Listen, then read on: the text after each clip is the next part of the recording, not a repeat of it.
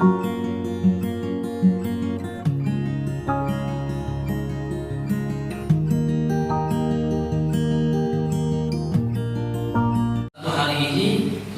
dari Allah dari segala bentuk bala dan musibah, dan mudah-mudahan rezekinya kita diluaskan oleh Allah Subhanahu wa taala karena kita mengawali pagi hari kita ada bentuk ibadah di sisi Allah Subhanahu wa taala.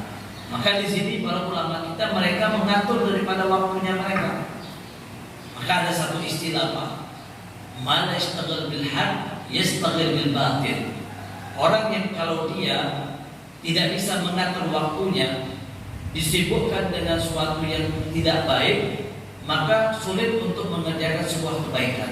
Begitu juga kalau orang yang mampu dia mengatur waktunya, dia sibukkan dirinya di dalam sebuah kebaikan, maka dia akan jauh daripada sesuatu yang tidak baik.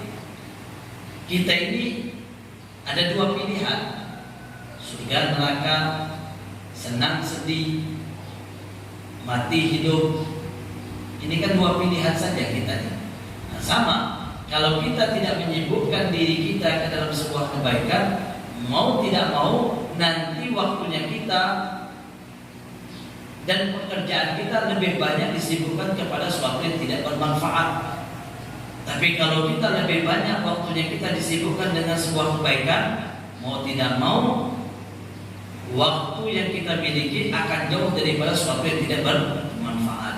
Tapi kalau kita sebaliknya, waktunya kita lebih banyak disibukkan kepada sesuatu yang tidak bermanfaat, baik berkaitan dengan urusan dunia atau urusan akhirat, mau tidak mau kebaikan kita akan jauh daripada diri kita. Di situ, jadi pintar-pintar kita mengatur daripada waktunya kita. Kalau kita bisa mengatur waktunya kita, saya habis zuhur harus baca Quran 1 lembar. Saya habis asar harus baca zikir misalnya surat Waqiah. Saya habis sholat isya harus melaksanakan sholat witir 3 rakaat. Sebagaimana kalau kita perhatikan di bulan Ramadan, kita sudah dididik oleh Allah Subhanahu wa taala di bulan Ramadan kemarin Pak, dengan adanya sebuah pendidikan yang menjadikan kita orang yang mampu istiqamah. Contohnya bagaimana kita di siang hari dididik oleh Allah selama 1 bulan puasa. Di malam hari setelah sholat isya kita dididik oleh Allah melaksanakan sholat tarawih. Setelah sholat tarawih kita dididik oleh Allah selama 1 bulan melaksanakan sholat witir. Nah, ini bentuk pendidikan yang Allah didik kita selama di bulan Ramadan agar kita mampu istiqamah selama 1 bulan. Maka jangan sampai kita tinggalkan daripada pendidikan tersebut, sehingga kita bisa mengerjakan kembali dengan kita mampu konsisten cara dengan mengatur waktunya kita. Jadi tetap kita harus bisa mengatur. Sebagaimana kalau kita mengatur di dalam keuangan kita, begitu juga kita harus mampu mengatur daripada amal ibadah kita. Kita kan mampu mengatur keuangan kita. Ini uang misalnya dapat dari gaji kita misalnya 1 juta. Ini 300 untuk isi dapur, 300 lagi misalnya untuk biaya anak sekolah, 300 lagi misalnya ini misalnya lebih nih buat jalan-jalan, nggak jadi masalah. Intinya kita kan biasanya ngatur yang namanya keuangan kita. Tidak mungkin kita dapat langsung kita habiskan begitu saja. Akhirnya kan repot. Nah begitu juga dalam satu hari yang kita miliki ini Pak, ada modal kita.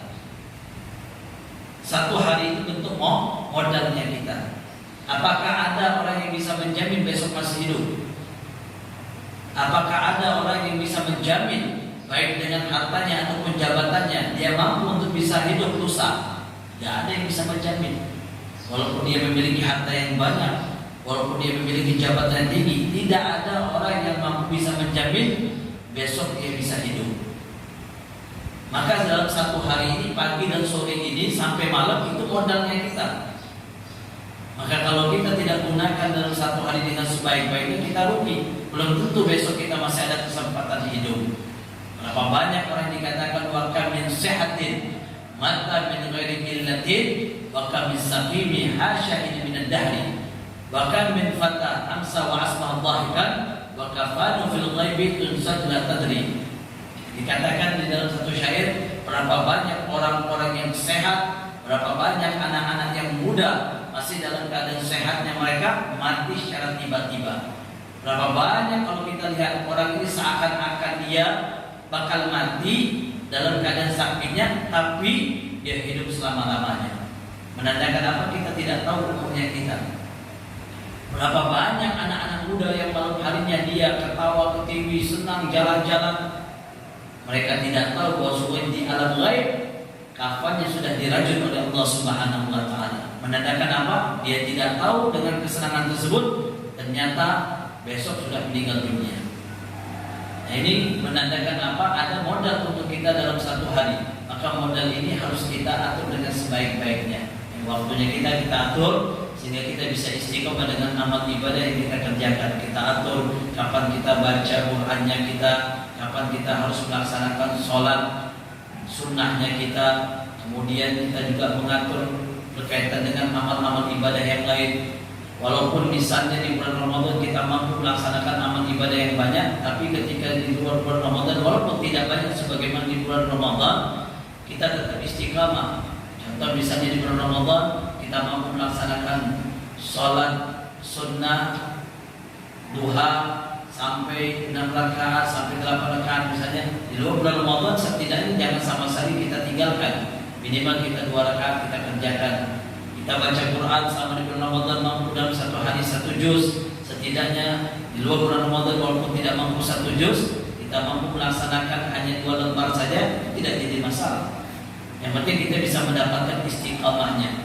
Karena istiqamah ini dikatakan innal ladzina qalu rabbunallah tsumma istaqamu tatanazzalu 'alaikumul malaika alla takhafu wa la tahzanu wa abshiru bil jannati allati kuntum tu'adun.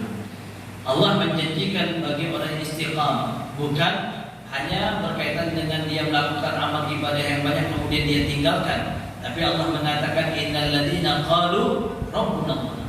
Tidaklah seseorang yang berikrar bahwa sungguhnya aku sebagai Tuhannya mereka Allah, kemudian sumastaqam, kemudian mereka istiqamah menjalankan perintah yang perintahkan kepada mereka, tatanazzalu 'alaikumul malaikah. Nanti di akhir umurnya mereka, kata Allah Subhanahu wa taala, aku akan utus sebuah malaikat. Yang mana malaikat ini mungkin orang-orang sekitar tidak bisa menyaksikan, tapi orang yang dalam keadaan sakaratul maut ketika itu dia bisa menyaksikan. Ada utusan dari Allah yang mana tidak lain sebagaimana dalam satu riwayat, malaikat tersebut akan menjadi satu sosok yang akan menenangkan daripada jiwanya kita. Dalam keadaan sakaratul maut, di situ kita akan mengalami rasa sedih dan rasa takut, Pak. Dalam keadaan sakaratul maut, pasti orang-orang ketika itu kebanyakan mereka mengalami rasa sedih dan rasa takut. Orang itu takut mati karena sebab 2 saja. Sebenarnya kita ini semuanya asal muasal kita ini bukan di dunia.